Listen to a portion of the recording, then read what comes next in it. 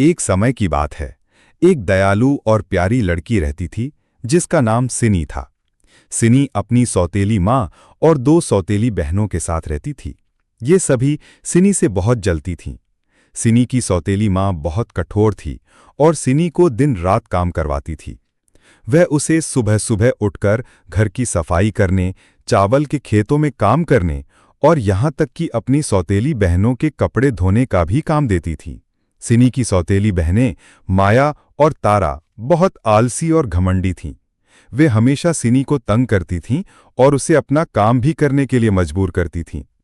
सिनी चुपचाप सब कुछ सहती रहती थी क्योंकि वह बहुत ही शांत और सहनशील थी। उसका एक ही दोस्त था, एक छोटी सी सफ़ेद बिल्ली जो हमेशा उसके साथ रहती थी। सिनी अक्सर बिल्ली से अपने दुख सुख बांटती थी। एक दिन बाली के राजकुमार ने एक भव्य नृत्य उत्सव का ऐलान किया। इस उत्सव में राजकुमार अपनी दुल्हन को चुनने वाले थे। राज्य के हर परिवार को इसमें शामिल होने का न्योता दिया गया था। सिनी की सौतेली माँ और बहनें बहुत उत्साहित थीं। उन्होंने बाजार से सुंदर सुंदर पोशाकें खरीदीं और अपने लिए सबसे अच्छे आभूषण भी बनवाए। सिनी का मन भी उत्सव में जाने का था। उसने अपनी सौतेली माँ से पूछा, माँ, क्या मैं भी उत्सव में जा सकती हूँ? ये सुनकर सौतेली माँ और बहनें जोर से हंसने लगीं। सौतेली माँ ने कहा, तुम्हारी गंदी और फटी हुई कपड़ों में कौन तुम्हें पसंद करेगा? तुम यहीं रहो और घर का सारा काम करो। सिनी का दिल टूट गया जब उसकी सौतेली माँ और बहनें उत्सव में जाने के लिए तैयार हो रही थीं। सिनी एक कोने में बैठकर रोने लगी। तभी एक चमकीली रोशनी ने पूरे कमरे को रोशन कर दिया। सिनी ने देखा, एक सुंदर परी उसके सामने खड़ी थी। परी ने सिनी से कहा, रो मत मेरी प्यारी बच्ची, मैं जानती हूं कि तुम कितनी अच्छी हो। मैं तुम्हारी मदद करने आई हूं। सिनी ने हैरानी से परी को देखा। परी ने अपनी जादुई छड़ी घुमाई और सिनी की फटी हुई पोशाक एक सुंदर बाली पोशाक में बदल गई जो सोने और रेशम से बनी थी। फिर परी ने एक नारियल को छुआ और वह खूबसूरत गाड़ी में बदल गया। आखिर में परी ने सिनी के पैरों को छुआ और उसकी पुरानी चप्पलें सुंदर मोती की चप्पलें बन गईं। परी ने सिनी से कहा, तुम उत्सव में जा सकती हो, लेकिन एक बात याद रखना, ये सारा जादू आधी रात तक ही रहेगा। जैसे ही आधी रात होगी, सब कुछ वापस पहले जैसा हो जाएगा। सिनी बहुत खुश हुई और परी का धन्यवाद किया। वह जल्दी से गाड़ी में बैठकर महल की ओर निकल पड़ी। जब वह महल पहुंची तो सब उसे देखकर दंग रह गए। उसकी खूबसूरती ने सबको मोहित कर दिया था। राजकुमार भी उसे देखकर अपनी आंखें नहीं हटा पा रहे थे। उन्होंने सिनी को नृत्य के लिए आमंत्रित किया। सिनी ने राजकुमार के साथ नृत्य किया।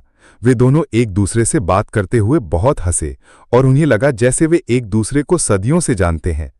नृत्य के दौरान सिनी को अचानक परी की बात याद आई। उसने घड़ी की ओर देखा। घड़ी में आधी रात होने में बस कुछ ही मिनट बचे थे। वह बिना कुछ कहे महल से भागी। राजकुमार ने उसे रोकने की कोशिश की, लेकिन वह रुक नहीं पाई। भागते समय उसकी एक मोती की चप्पल सीढ़ियों पर गिर गई। वह पीछे मुड़कर देखे बिना दौड़ती चली गई। जब आधी रात हुई तो सिनी की पोशाक वापस पुरानी फटी हुई पोशाक में बदल गई और गाड़ी भी वापस नारियल में बदल गई। वह अपने घर पहुंची। बस कुछ ही मिनट पहले उसकी सौतेली माँ और बहनें भी वापस आ गईं। अगले दिन राजकुमार ने अपने सैनिकों को आदेश दिया, उस सुंदर लड़की को ढूंढो जिसके पैर में यह चप्पल फिट हो जाएगी, वही मेरी दुल्हन होगी। सैनिक राज्य के हर घर में गए और हर लड़की को वह चप्पल पहनाई, लेकिन वह चप्पल किसी के पैर में फिट नहीं हुई। आखिरकार सैनिक सिनी के घर पहुंचे। उसकी सौतेली बहनों ने भी चप्पल पहनने की कोशिश की, लेकिन उनके पैर बहुत बड़े थे और चप्पल उनके पैर में फिट नहीं हुई। तब सैनिकों ने सिनी को देखा जो कोने में खड़ी थी। सैनिकों ने कहा, यह भी कोशिश कर सकती है। सिनी की सौतेली माँ और बहनें फिर से हंसने लगीं, लेकिन सैनिकों के कहने पर सिनी ने चप्पल पहन ली और चमत्कार, वह मोती की चप्पल उसके पैरों में एकदम सही से फिट हो गई। यह देखकर सिनी की सौतेली माँ और बहनें बहुत शर्मिंदा हुईं। सिनी को महल ले जाया गया जहां राजकुमार उसका इंतजार कर रहे थे। राजकुमार ने सिनी को देखा और मुस्कुराते हुए कहा, तुम मिल गई। सिनी और राजकुमार ने जल्दी ही शादी कर ली और वे खुशी खुशी रहने लगे। सिनी ने अपनी सौतेली माँ और बहनों को भी माफ कर दिया। इस तरह सिनी की दया और अच्छाई ने उसे उसकी खुशी और सम्मान वापस दिलाया।